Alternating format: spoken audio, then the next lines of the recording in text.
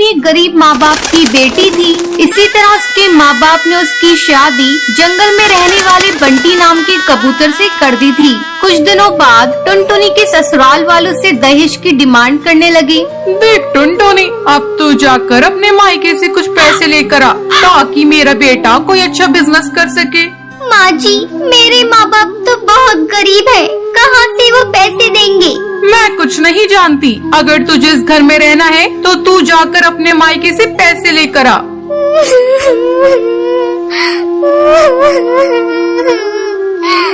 ठीक है माँ जी, मैं जा रही हूँ, लेकिन मुझे नहीं लगता कि मेरे माँ बाप आपकी डिमांड को पूरा कर सकेंगे।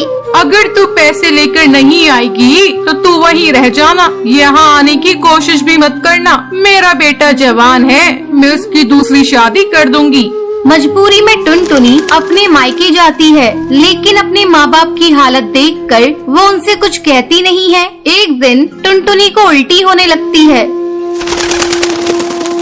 क्या हुआ बेटा, तुझे उल्टियाँ क्यों हो रही हैं? बेटा, मुझे ऐसा लग रहा है जैसे तू माँ बनने वाली है। ये सुनकर टुनटुनी चिंतित हो जाती है और अगले ही दिन अपने ससुराल जाती है।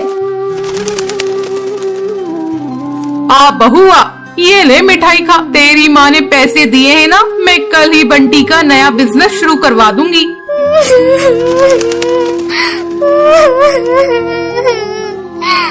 माँ जी, मेरे माँ बाप ने मुझे कोई पैसे नहीं दिए हैं। उनकी हालत देखकर मैं तो उनसे पैसों की बात ही नहीं कर पाई।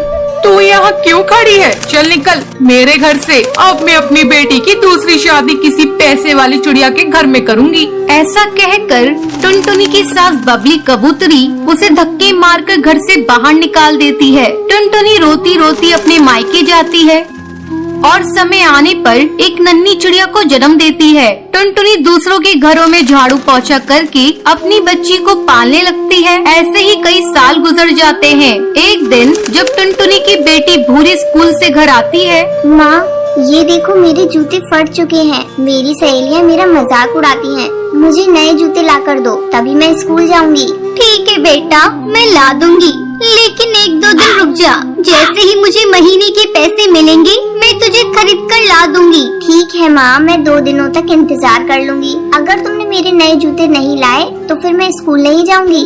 2 दिनों बाद जब टुनटुनी भूरी के लिए जूते खरीद कर लाती है, भूरी उसे देखकर खुश हो जाती है। माँ, ये जूते तो बहुत सुंदर है। मैं अभी अपनी सहेली को दिखा कर आती हूँ। इसी तरह समय गुजरने लगता है। भूरी अब बड़ी हो जाती है। टुनटुनी को भूरी की शादी की चिंता सताने लगती है। अब भूरी शादी के लायक हो गई है। मुझे कोई अच्छा चिड़ा देखकर उसकी शादी कर देनी होगी। ऐसे में एक दिन भूरी टुनटुनी के पास आकर उसे बताती है। माँ, मैं नदी पार जंगल में काम करने वाली एक कालू कौवे से प्यार करती हूँ। तुम कहो तो मैं उसे लाकर तुमसे मिलवा दूँ। ठीक है बेटा, तुम्हारी जैसी मर्जी। अगर तू उस कौवे के साथ खुश है तो मैं भी खुश हूँ। भूरी उस कालू कौवे को टुनटुनी से मिलवाती है। जल्दी उन दोनों की शादी की तारीख पक्की हो जाती है। एक दिन भूरी जब अपने बॉयफ्रेंड कालू के साथ घूम रही थी, तभी उसके हवाई मोटर का एक्सीडेंट हो जाता है और इस हादसे में भूरी की आंखों की रोशनी चली जाती है। तब टुनटुनी डॉक्टर से कहती है।